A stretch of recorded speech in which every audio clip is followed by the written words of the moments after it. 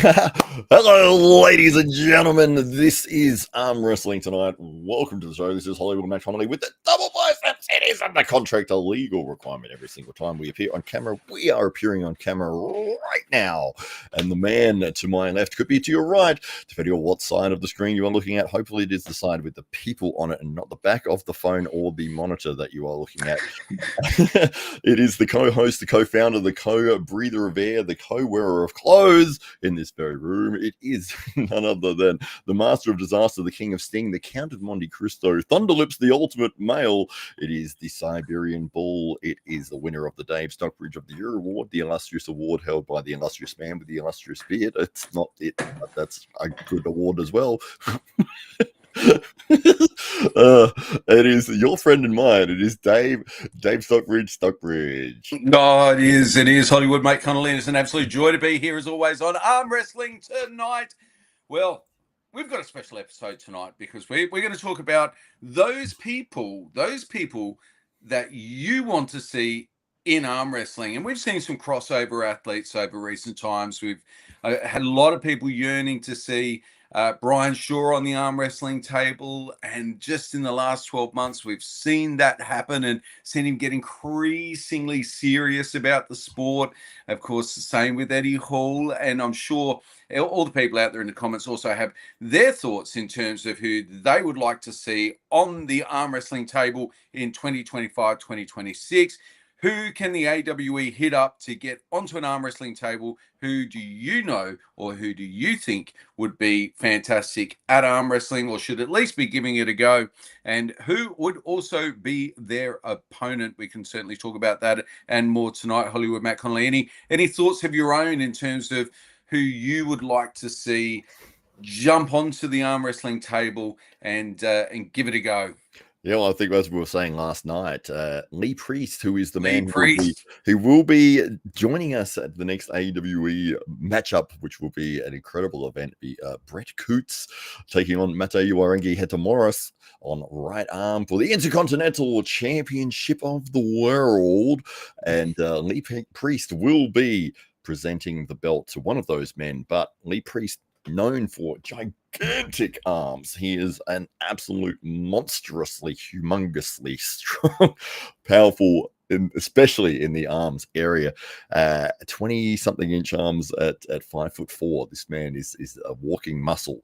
I'd love to see him go up against just anyone in the arm wrestling world, because you can see that he just has so much power just waiting there, and just to see his thoughts on when he puts his elbow on the table and applies that strength, and if he's against somebody who knows how to mitigate that, just the sort of surprise that comes across people's face when they realize they can't win.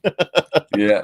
But to see him just have a go and then be like, oh, Jesus, like, how are you stopping me? Your arm's a quarter of my size, like. Yeah. Yeah, and I wonder if he's ever given it a go. Like you kind of look at his physicality and also the way that he used to train, because he used to train forearms really extensively, certainly more so than most modern day bodybuilders would. And there's a lot of footage online of Lee training specifically forearms, and he'd have a whole regime around it. And you kind of feel like he would have all the prerequisites. He has the wrist strength. He has the hand strength. He is, although smaller levers, shorter levers, but so much low down power. I mean, look at that. How could he not be good at arm wrestling? Look at the forearms on him. Look at it. It's just insane. It's insane. But then, if Lee Priest did get proficient in the ways of arm wrestling, firstly, who would be a good opponent for Lee from the get-go? Who would you put up against? If Lee Priest said, yep, look, I'm going to give it a go, give me 3 to 6 months, I'll get the basics down, I'll train hard in it. Who would be a good first opponent for somebody like Lee Priest? Oh, that's a tough one. Yeah, because he does have that short lever. You would think that he would be perfect for either hooking or pressing. The guy who I'm just trying to think of the name off the top of my head, and it will come to me. He's a fitness model, and he had a match against Auden Larrett last year. if anyone remembers who that was, put it in the comments. James, maybe. Anyway, I will remember as we go. But I think that God, all of the framework around my discussion, I need to know his name. Sorry to me, but I'll remember it in a minute. However, my point. No, let's get bogged down in this for let's minutes sit if here we while I can. try to remember his name. And maybe somebody in the comments has got a suggestion as we're going ahead. I would like to see Lee against somebody who's completely physically the opposite. Maybe a Josh Barker. Yeah, I mean, I kind of feel like Josh would be really good. James English, That's the Taryn one. has chimed in the comments. God bless you. Thankfully, somebody's paying attention to Matt's thoughts. Yes. So James English. And why did you think James English, Hollywood? Let me bring up James English. I'll show you why. Okay. So he is from the fitness model world. He had a training session with Ryan Bowen up in the gym. It was the day after I'd actually left. So Ryan was absolutely wrecked because my gym sessions are kind of crazy. But the next day, he's caught up with James English, big social media following, really nice guy. He's jumped on the table, maybe his first time ever.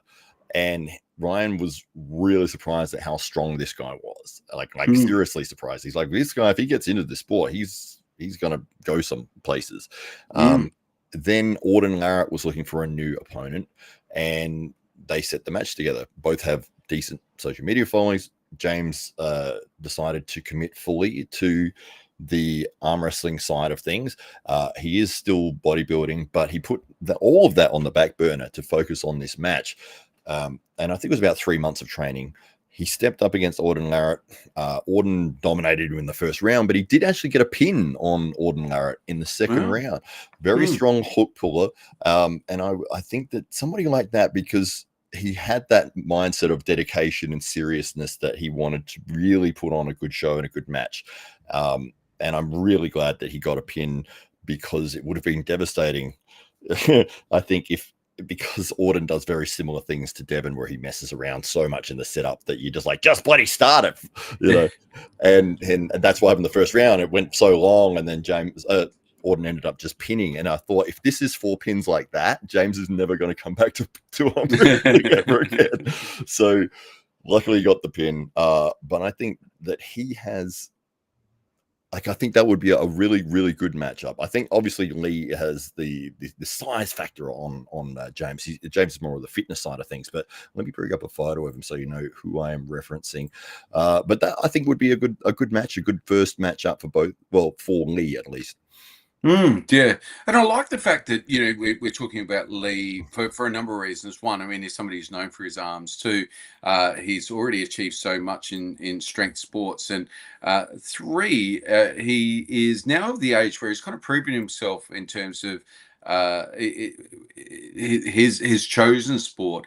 And like, great people rarely stay idle for long. And for somebody like Lee, arm wrestling could be a great retirement sport. Now he's in his 50s, and we know that a lot of athletes really peak later in life in the sport of arm wrestling. So it could be somewhere where he can still enjoy that competition, that sense of having something to prepare for, and that hunger to win, which I'm sure is still there, and he'd have that chance to exploit that in a sport like arm wrestling for now another 4 or 5 years, and enjoy great success. I do like that. Retired footballers like Dermot Brereton or somebody along those lines. Now, that might not mean a lot to our international audience, but I'm sure those people that are, whether you're in England or in the US in particular, I'm sure you can think of an ex-gridiron player or an ex-soccer player who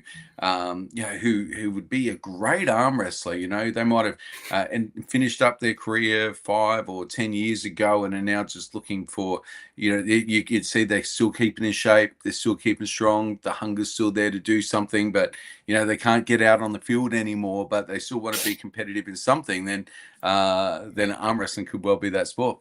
I do actually have a photo of Dermot Brereton if people want to know who it is, and Yes. that's Dermot Brereton right there.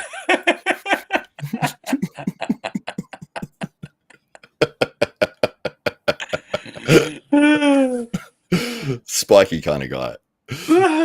You don't want to get on the wrong side of it. No.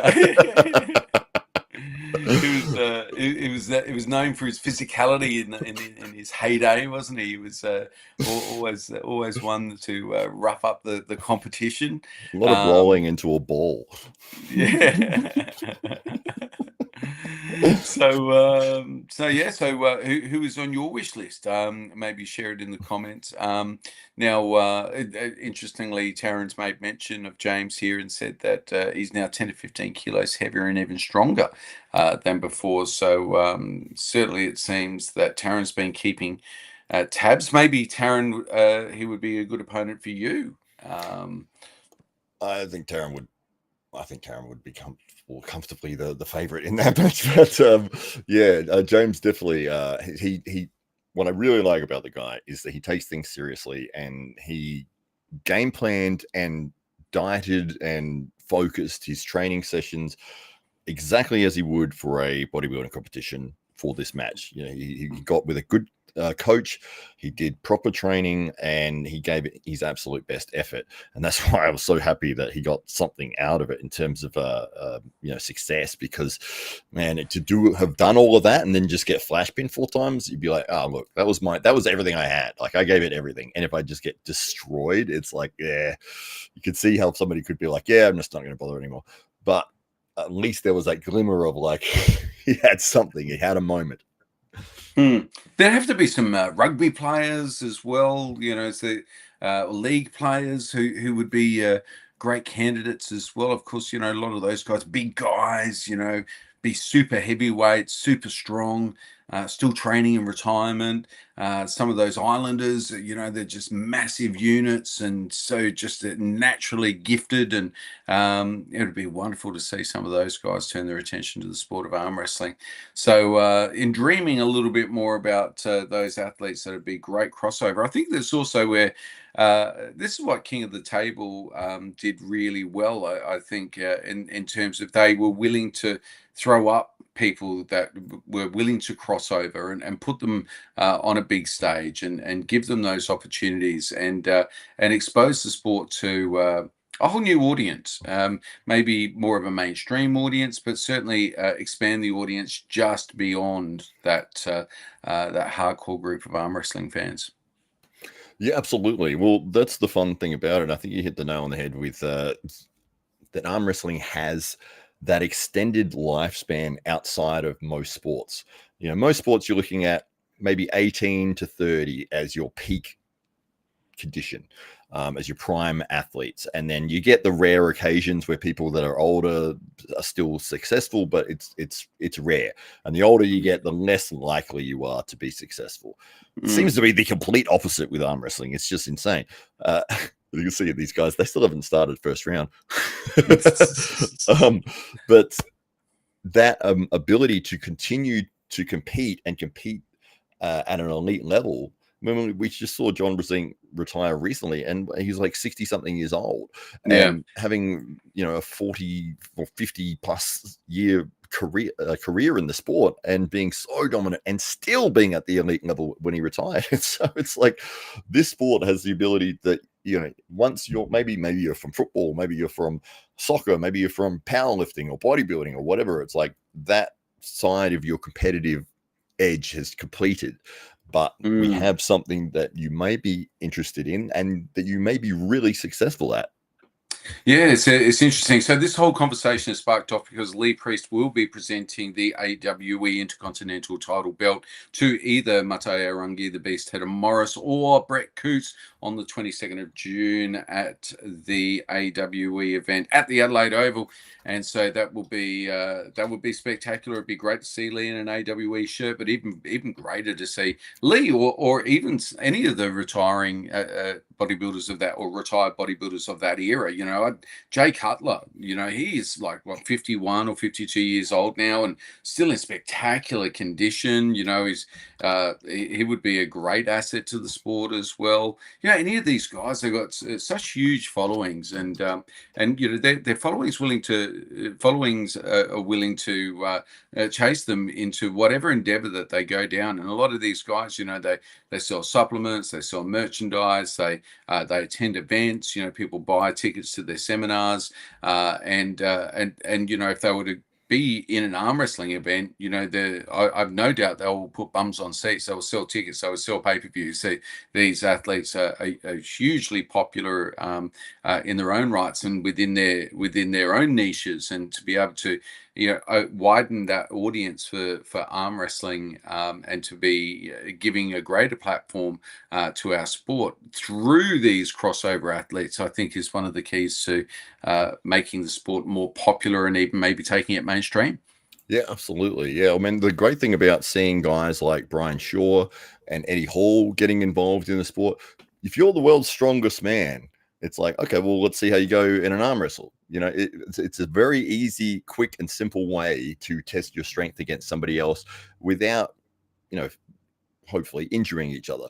Like, you can give me 100%, I can do the same, and we'll just see who's got a stronger arm, because they're probably doing this. Yeah.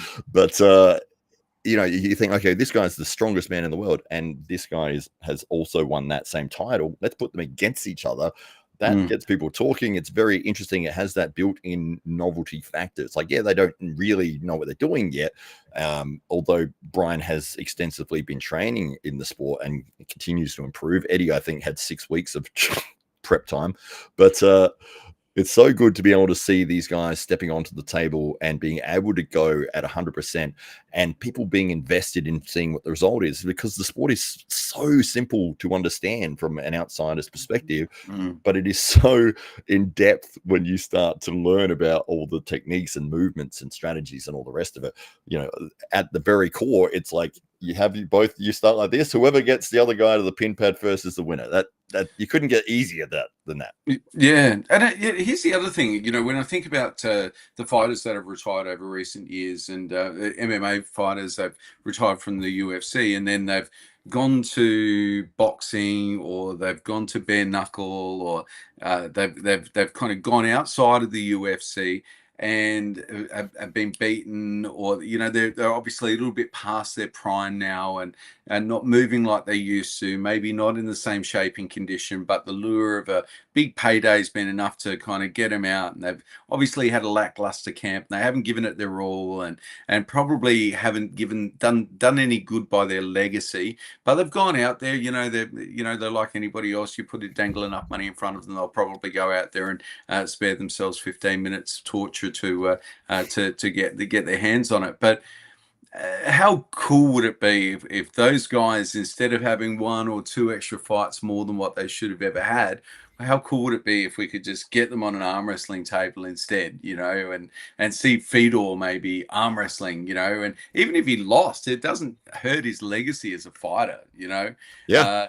So I think that'd be really cool to see, the Diaz brothers on an arm wrestling table. I mean, who wouldn't watch that, So it would be great. I'm sure you can think of a few of those MMA fighters that maybe fought 1 or 2 fights longer than what they should, or left the UFC and got lured into another promotion, and maybe found their way into bare knuckle or something like that, and had a loss that maybe tarnished their legacy, and was maybe that one fight more than they should have taken. And if they'd just not taken that fight but jumped on an arm wrestling table, how things could have been so much different for their legacy. But also, if they'd enjoyed success and had a win on the table, how that could just open the door into a whole new world for them.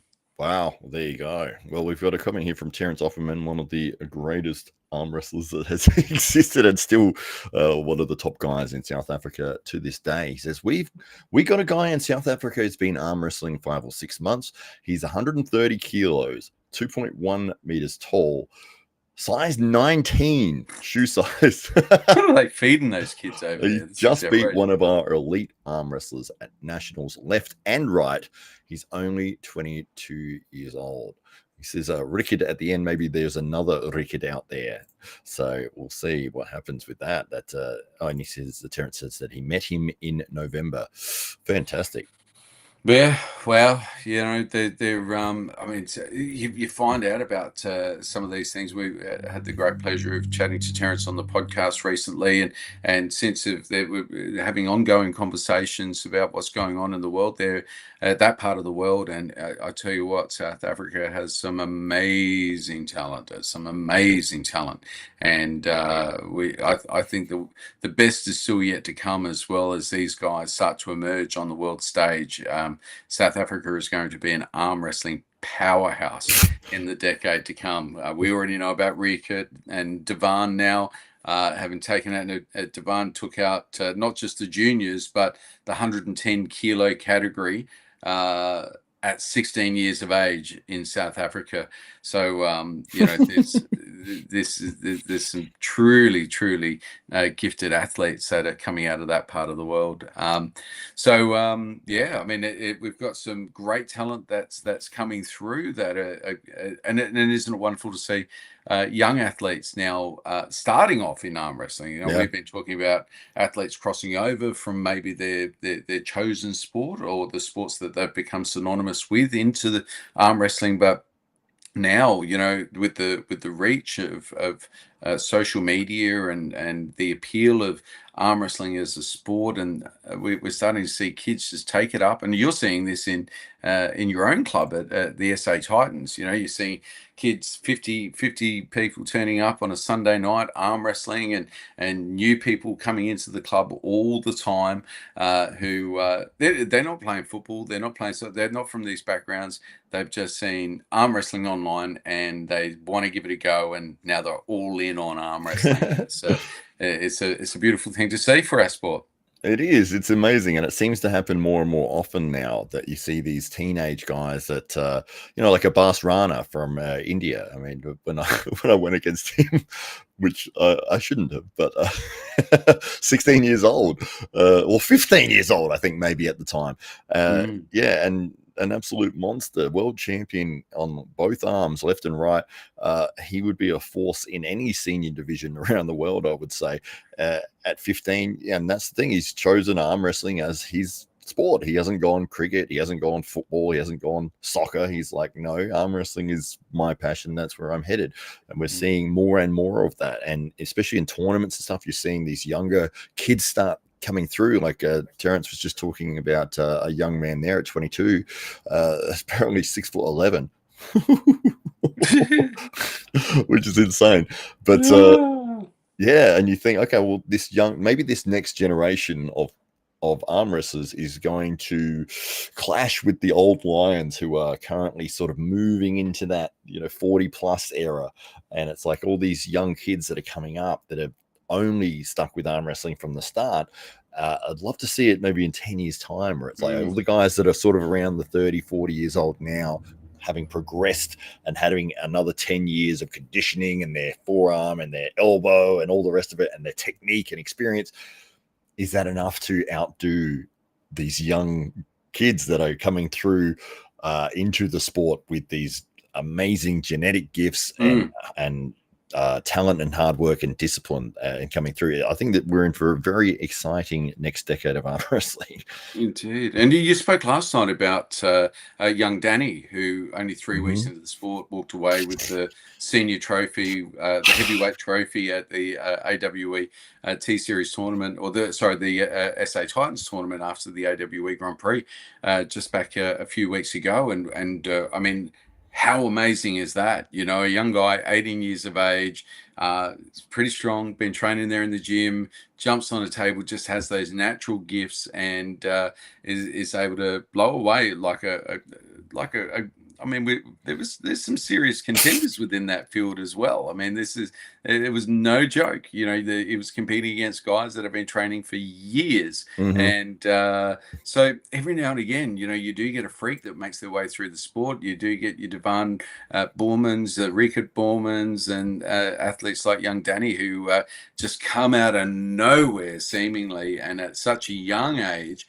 And in a sport where you can be competing like John Brzezinski until you're 60 years old, or like a Todd Hutchins until you're 60 years old. So it's just amazing. So yeah, I mean, we'd love to see some of these crossover athletes. Of course, this is all sparked through our conversation last night about our very, very special guest, Lee Priest, who will be presenting the Intercontinental belt to either Brett Coots or Matteo Arangi, the Beast Header Morris, on the 22nd of June. Now, you can buy tickets, and you can buy tickets via the diamondbackfc.com website. And that's .com, not .com.au. And you can buy tickets, and you may even find yourself, like Grant Law, sitting next to Lee Priest, cage side. All you got to do is head over to diamondbackfc.com and secure your ticket now for the 22nd of June event. So,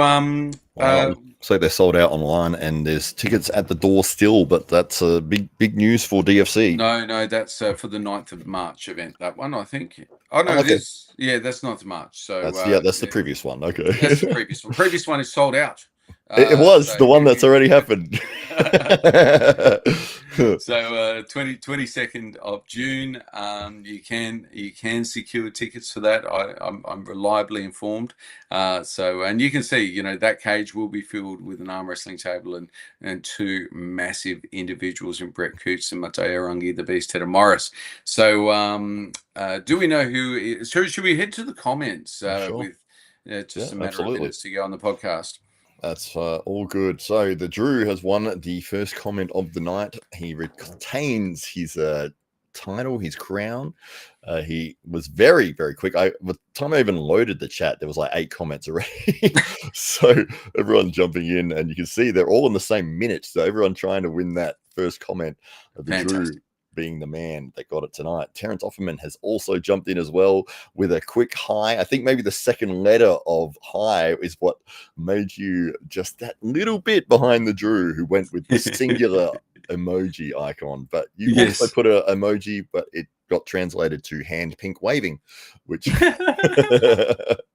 I like that description much more than the actual emoji itself.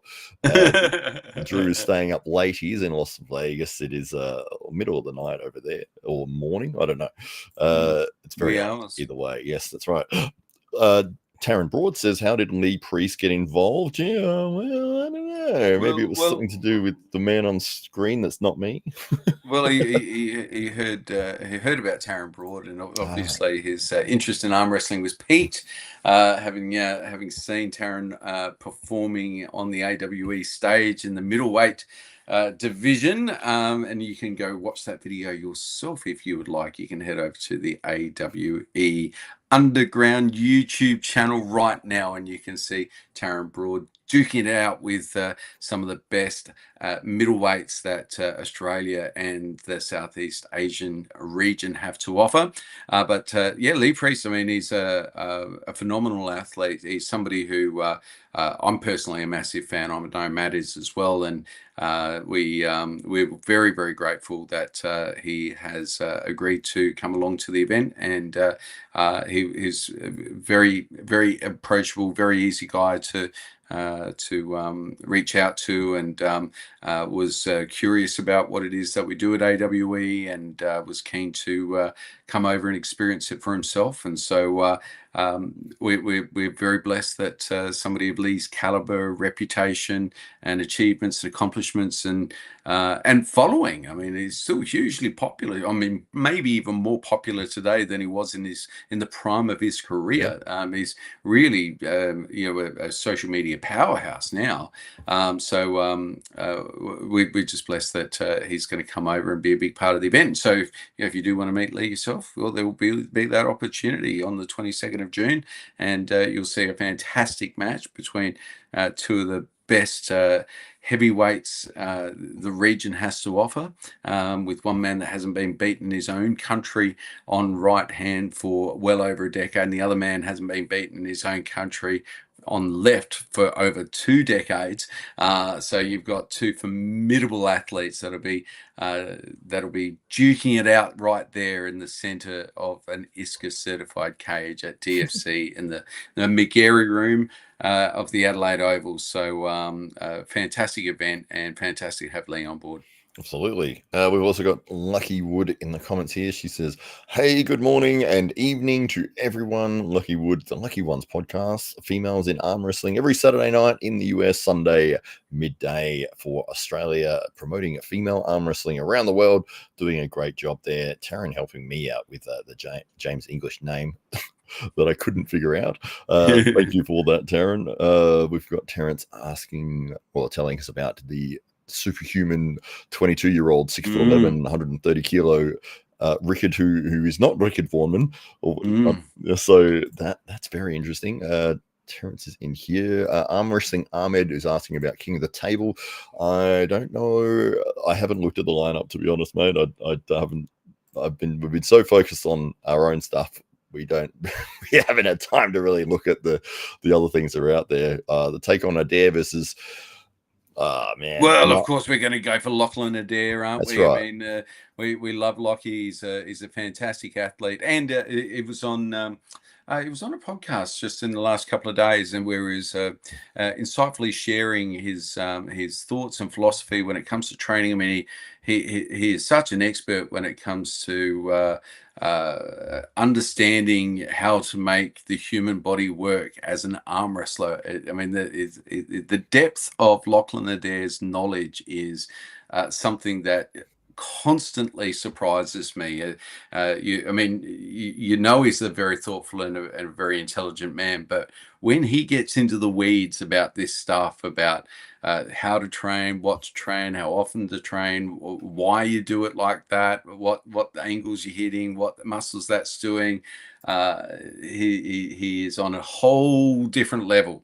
He's got doctor levels of knowledge when it comes to this stuff. So if you do want to know more about how you can get stronger in arm wrestling, then I do suggest you reach out to Lachlan Adair, because he's got some fantastic training courses, and we know people firsthand who have engaged his services and taken their whole arm wrestling game to a whole new level. Absolutely. Yeah, 100%. And Taryn Broad mentions that he had a go with Danny for the first time on Sunday just gone. He says he was the strongest new guy that I've felt. I gave him some advice on what he needs to work on. Yes, incredibly strong young man. And I think I grabbed some of that on camera. I'll have to go back and look for it. But Miranda Korf is also in. Oh, Marinda. Sorry. I said Miranda. Marinda Korf is in. She says, do we know what's next for Rickard Bornman? It is a long wait between pulls. It is. These matches they do take some preparation, not only for the athletes, but for the promoters, and to get everything organized. It is a significant amount of time and money and that needs to be invested to get these things put together. So trying to do it each week would be almost impossible. So it does take a couple of months. But Rickard is, we definitely have some big things lined up for him, but we can't announce anything until we have all of the T's dotted and the I's crossed. Yes, indeed.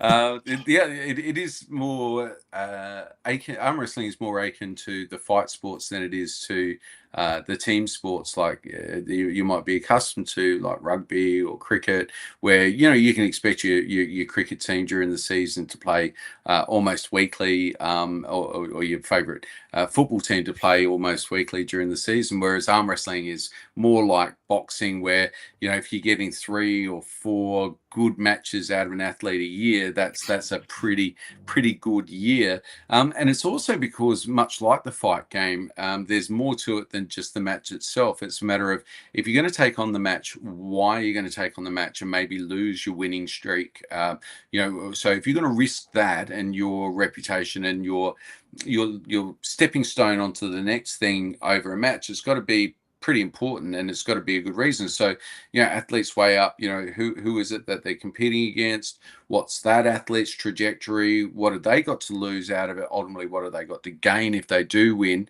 and all of these things take a little bit of time, but what we can say is that from what we understand in the background, Rickard Borman fans will be very, very excited for what comes next for Rickard Borman. So certainly stay tuned, because over the next month or two, you will be hearing some big news out of the Rickard Borman camp, and I'm sure it will be very, very exciting and give all of those fans something to look forward to.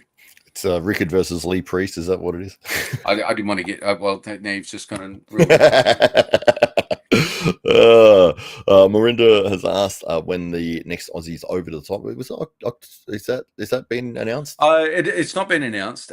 So that's Phil Rasmussen. So that is not an AWE an event. That's Australian Arm Wrestling Federation event, or it's Phil who leads the Australian Arm Wrestling Federation. It's certainly his baby. So we don't want to get out in front of anything. And as far as we're aware that things haven't been 100% locked in, although planning is well underway. So that will be, it is something that has been rumoured and to be on the way for a little while now. And but we're super excited to hear more about that as well. So as soon as we know more, we'll be sharing it with the world as well. And we're hoping that Phil will be on the podcast and talking to us more about it when those plans have crystallised. Yeah, absolutely.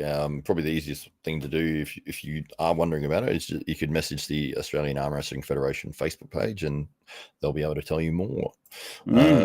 The Drew says it's 3:35 in Vegas for him at the moment. What are you doing awake, Drew? Jeez, get one of your clones to do it. David Jansen is in from Canada, probably early over there too, or late. Well, he says morning, so it must be very early morning.